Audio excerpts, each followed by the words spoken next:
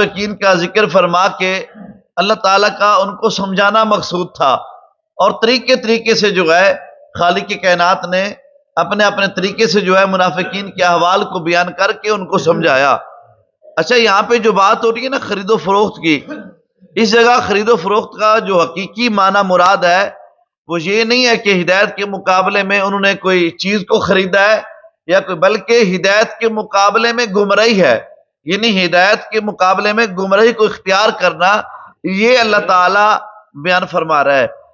ان کے سامنے قرآن کریم اور رسول اللہ صلی اللہ علیہ وسلم کی پیش کردہ ہدایات جو تھی، اور اس کے مقابلے میں یہودیت کے عارضی منافع بھی تھے، لیکن انہوں نے ہدایت کے بدلے میں گمراہی کو اختیار کر لیا۔ اس تجارت میں ان کا راس المال بھی ضائع ہو گیا، کیونکہ ان کی فطرت میں ہدایت کو قبول کرنے کی جو استطاعت اور صلاحیت تھی وہ بھی ضائع ہو گئی۔ اور سامعین محترم، اللہ تعالیٰ کا ارشاد ہے کہ ان کی مثال اس شخص کی طرح ہے کہ جس نے آگ روشن کی، اور جب اس کا ماحول روشن ہو گیا تو اللہ تعالیٰ نے اس کا نور بصارت سلب کر لیا۔ ایک بندہ ہے مثال کے طور پر، وہ آگ کو روشن کرتا ہے روشنی کے لیے، لیکن جب آگ روشن ہو جاتی ہے ارد گرد سارا چمک اٹھتا ہے، اس کی آنکھیں ہی ضائع ہو جاتی ہے، تو اس کو آگ روشن کرنے کا کیا فائدہ؟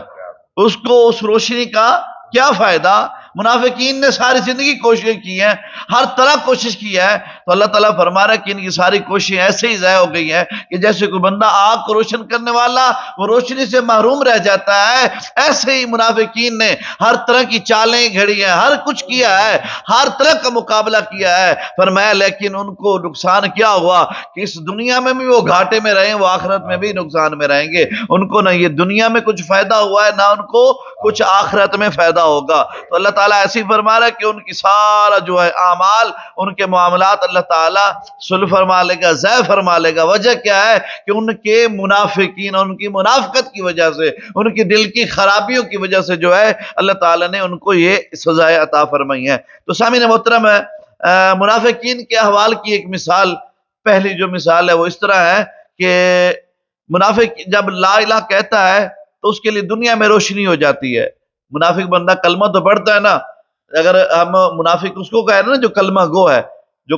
کلمہ نہیں پڑھتا وہ تو کافر ہوا نا، وہ تو دائرہ اسلام میں بھی نہیں آیا۔ جو دائرہ اسلام میں بھی آیا ہے، کلمہ بھی پڑھتا ہے، خود کو وہ امتی بھی ثابت کرتا ہے، آپ کے سامنے وہ نمازیں بھی پڑھے گا، آپ کی صفوں میں داخل ہوگا، آپ کے محفل میں رہے گا، سارا کچھ وہ کرے گا،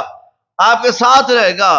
اندر سے وہ بدبخت ہوگا، اندر سے بے ایمان ہوگا، دل کا پلیت ہوگا، اس کے دل میں دماغ میں نجاست ہوگی، وہ منافق ہوگا۔ جب منافق لا الہ کہتا ہے تو اس کے لیے دنیا میں روشنی ہو جاتی ہے، اور مسلمانوں سے اپنی جان اور مال کو محفوظ کرتا ہے، زکوٰۃ، صدقات اور مال غنیمت کے فوائد حاصل کرتا ہے، اور مسلمانوں میں نکاح بھی کرتا ہے اور ان کا وارث ہوتا ہے، اور جب اس کو موت آتی ہے تو اسلام کے تمام ثمرات اور فوائد ختم ہو جاتے ہیں، کیونکہ وہ بندہ دل سے مسلمان نہیں تھا۔ وہ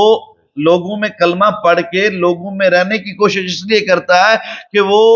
دنیا میں رہے، مال غنیمت بھی لے، مال و زکوٰۃ و صدقات معاملہ سب چلاتا رہے، سب لوگ کے سامنے رہے، لوگ کہیں بہت اچھا آدمی ہے، نیک بندہ ہے، پھر اس کا ایک وقت ہے اس کا رشتہ بھی ہو، نکاح بھی ہو، اور وہ دنیا کے تمام فوائد جو وہ حاصل کرے، لا الہ پڑھنے کے بعد جو ہے وہ مسلمانوں سے فوائد حاصل کرتا رہے، لیکن فرمایا کہ مرنے کے بعد جو ہے اللہ تعالیٰ اس کو کسی طرح کا کوئی فائدہ عطا نہیں فرمائے گا، وہ مرنے کے بعد بالکل خالی ہے، اس کو کچھ چیز نے فائدہ نہ دیا۔ تو سامعین محترم، سورۃ البقرہ آیت نمبر 18 جو ہے اللہ تعالیٰ نے فرمایا اور ان کو ظلمات اندھیروں میں چھوڑ دیا، ان کو اندھیروں میں چھوڑ دیا۔ ظلمت اس چیز کو کہتے ہیں جو دیکھنے سے منع کرتی ہے، ظلمت وہ چیز ہے، اندھیرا جو دیکھنے سے منع کرتی ہے، یعنی جس میں دیکھا نہ جائے۔ منافقوں کے لیے کئی ظلمات ہیں، ظلمات کفر، ظلمت نفاق اور ظلمت یوم قیامت۔ جس دن مسلمانوں کا نور ان کے آگے اور ان کی دائیں جانب چمک رہا ہوگا اور منافقوں کے سامنے اندھیرا ہوگا، تو اس سے مراد ہے کہ گمراہی کی ظلمت، اللہ تعالیٰ کی ناراضگی کی ظلمت اور دائمی عتاب کی ظلمت جو ہے۔ اللہ تعالیٰ قیامت کے دن جو ہے نا، جو مومن ہوں گے ان کے اعضائے وضو بھی چمک رہے ہوں گے، مومنوں کے اعضائے وضو بھی جو ہے وہ بھی چمک رہے ہوں گے، مومنوں کے لیے کئی روشنیاں ہوں گی۔ تو فرمایا کہ اس دن منافق کے لیے اندھیرا ہوگا۔ اچھا، اس آیت میں اللہ تعالیٰ نے ان لوگوں کی مثال بیان کی ہے کہ جن کو اللہ تعالیٰ نے ایک طرح کی ہدایت مہیا کی اور انہیں اس کو ضائع کر دیا اور جنت کو حاصل نہیں کیا۔ اس آیت کے عموم میں یہ منافق بھی داخل ہے، کیونکہ انہوں نے کلمہ پڑھا لیکن کفر کو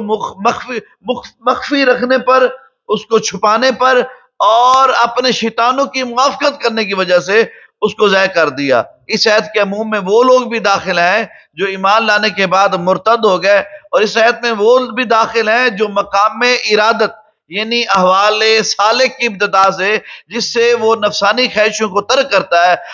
راضی برضا الہی رہتا ہے، تو اس پر انوار الہیہ کا فیضان ہوتا ہے۔ جب وہ بندہ اس پر فیض ہوتے ہیں تو اس سے اگلے مقام محبت کا دعویٰ کر بیٹھتے ہیں، تو مقام ارادت کا نور بھی جو ہے اس میں وہ دیکھا جاتا ہے۔ تو سامعین محترم، اللہ تعالیٰ کا ارشاد ہے کہ یہ ان کی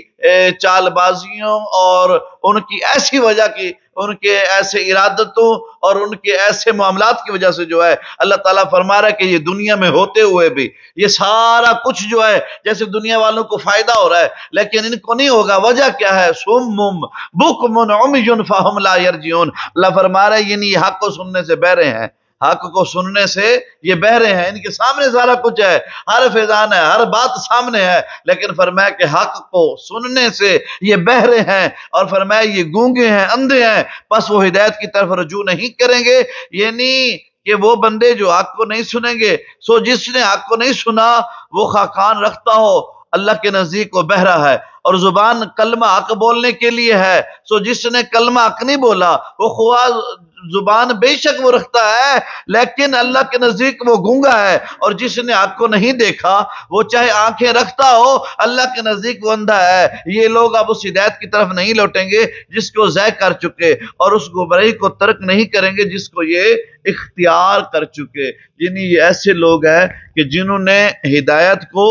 ختم کر دیا اور گمراہی کو اختیار کر دیا، یہ ہدایت کی طرف اب آ نہیں سکتے، گمراہی ان سے جا نہیں سکتی۔ تو اللہ تعالیٰ فرما رہا ہے کہ ضروری نہیں ہے کہ انسان کی آنکھیں ہوں وہ اندھا نہ ہو، انسان کے کان ہو اور زبان ہو، یہ ساری چیزیں ہونے کے باوجود اگر وہ ان آنکھوں سے حق کو نہیں دیکھ سکتا تو وہ اندھا ہی ہے، اگر اس زبان سے جو ہے وہ حق کو نہیں بول سکتا وہ گونگا ہی ہے، اگر جو ہے ان کانوں سے وہ حق کو نہیں سن سکتا تو وہ